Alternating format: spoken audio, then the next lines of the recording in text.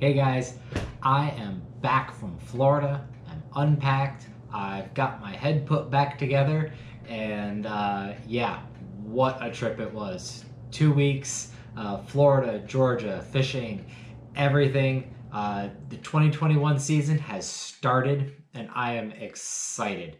Uh, we've got some new things coming your way this year. We've got some old things we're bringing back.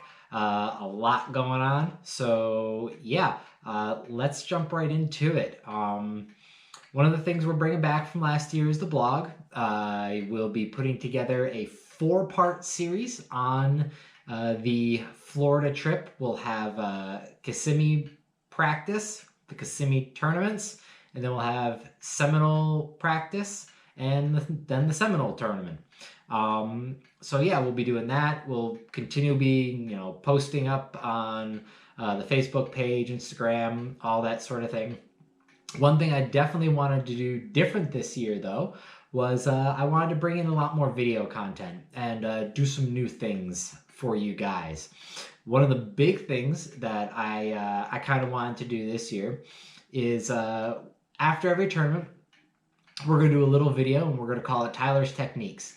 I'm going to talk about what techniques I threw, what I was doing, the gear, why I was doing it, if it was working, how it worked, if it wasn't working, what did I do wrong? And we'll go into some of those details and we'll talk about that. So before I get too far into this, though, I want to give a huge shout out to Three Bells Outfitters in Connecticut there. They are supporting me this season. They're helping me out. So I have to give a huge shout out, huge thank you to them. If you need anything for kayaking, anything for kayak fishing, give them a call. Check out their website. They've got all your standard gear, your Yak Attack, Yak Power. They have kayaks from Hobie, Native, Bonafide, Feel Free, Jackson. They have white glove delivery service within 250 miles of their shop in Connecticut. So call them up. They can hook you up. And if you let them know that I'm sending you there, they can give you some special deals. They can work some stuff out for you. Depending on what you're looking for, they will make it happen. So get in touch with Three Bells. They're going to hook you up. So yeah, that being said, let's dive right into it. Today we're going to talk about Kissimmee. What did we do in Kissimmee and how did we make it happen?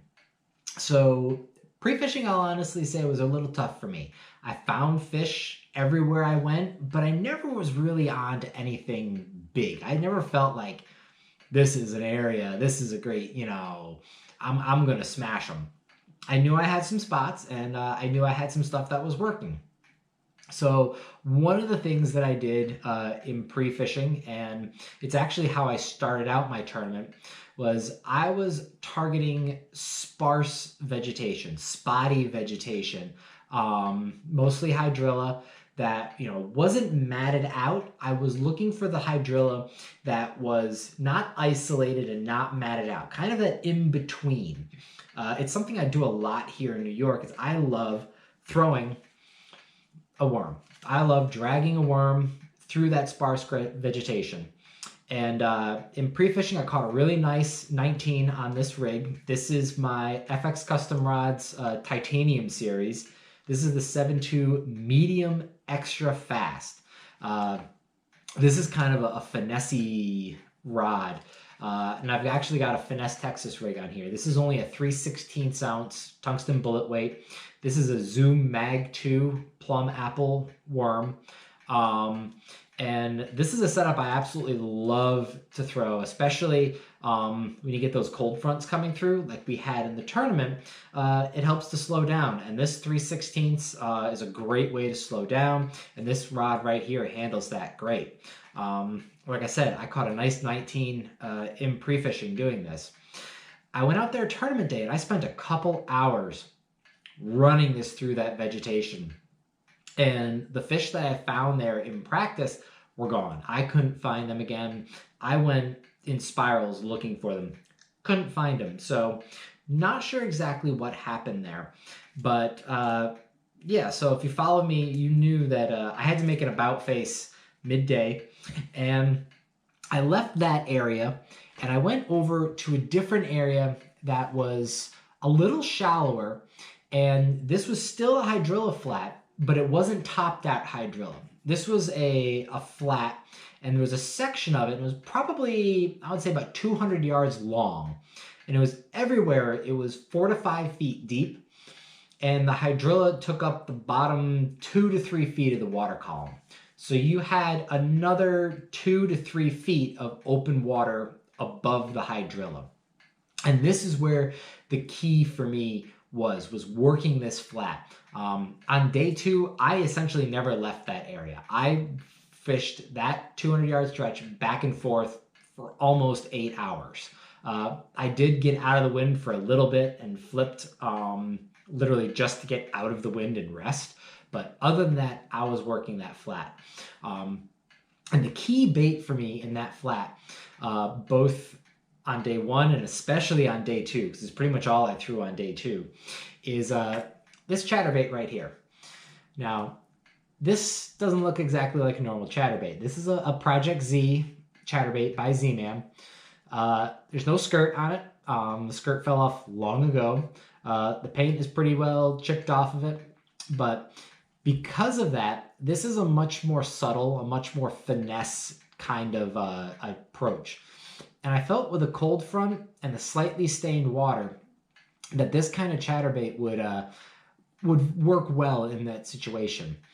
And the other key thing that I did that I think is a lot different than what other people were throwing was, everybody knows that when you go to Florida, you throw a June bug speedworm. Like, that's Florida fishing 101. I went out and I bought packages of June bug speedworms to throw down there. And I threw them in pre-fishing a little bit, and I caught fish on them, but it was not what I mainly threw. With the chatterbait, this blade gives off a ton of vibration. So I felt this setup, I didn't need the speedworm, but I still wanted that same profile.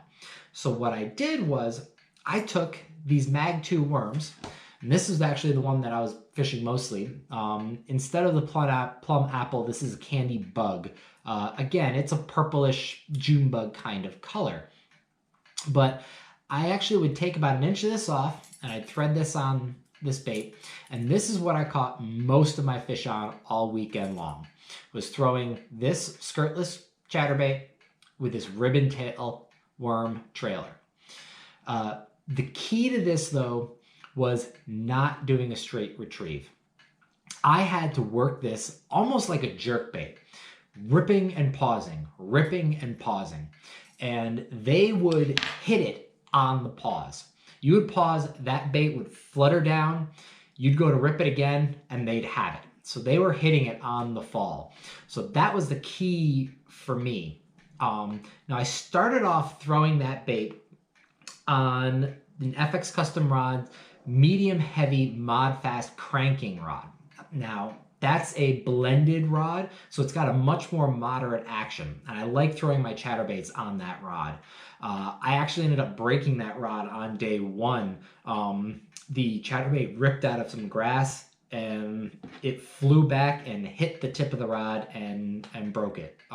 But FX has an amazing warranty. I've already got a brand new one on the way, so no worries there. After I did that, I ended up moving over to, this is the 7'1" medium mod fast cranking rod, and I ended up throwing it on this rod the rest of the day. This has got a 12-pound copolymer on it, which is what I like throwing that. On day 1, though, this rod actually had a different reel on it that was rigged up with 12-pound mono. And the other key bait for me on day 1 is this bait right here. This is a Berkeley Jaywalker 100. It's a dog walking style topwater bait. And when I first cruised into that weed flat in the afternoon on day 1, I got over to an area and all of a sudden I had bass busting on bait all around me. And it was one of those just, dream scenarios. You pull up on a weed flat, bass start busting bait, you pick up the top water, you cast it out there, twitch, twitch, and they just smash it. And it was perfect. And I had a lot of fun throwing this bait on day one, and I caught 2 of my best bass came on this bait. Unfortunately, I couldn't get on that schooling bite on day 2, but still, that was pretty much it. Everything that I weighed in either came on this topwater or came on a skirtless chatterbait with a ribbon tail trailer. So yeah, that's what worked for me at Kissimmee. So don't be afraid to take those known techniques, give them a little bit of a twist, try them out, and see what happens. So I hope you like this kind of video. I hope you like this content. I'll put out some more of this if you do. And yeah, we'll do up another video in a couple days on Seminole, and we'll show you what we were doing in practice. We lost our fish, but then we found them again doing something slightly different. So stay tuned. Hope you like it. Be safe. Love you guys. Take it easy.